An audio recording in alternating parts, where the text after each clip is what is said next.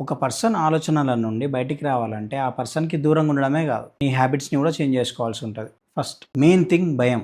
గుర్తుపెట్టుకోండి భయం. ఈ పర్సన్‌తో లేదా ఈ వర్క్ చేస్తే నేను ఎంత ఎఫెక్ట్ అయితున్నా, నా హెల్త్ ఎంత ఖరాబ్ అయితుంది, అసలు హ్యాపీగా ఉంటున్నానా లేదా, పీస్ ఉంటుందా లేదా, ఇది గుర్తు చేసుకోవాలి నువ్వు. ఇది మాత్రమే గుర్తు చేసుకోవాలి. ఈ భయం వల్ల నువ్వు ఆ పని చేయడం తగ్గించేస్తావు.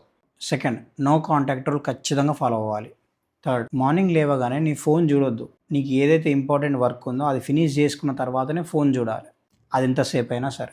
ఫోర్త్, ప్రాపర్ డైట్ మెయింటైన్ చేయు. 4 లీటర్స్ ఆఫ్ వాటర్ ఖచ్చితంగా తీసుకోవాలి నువ్వు.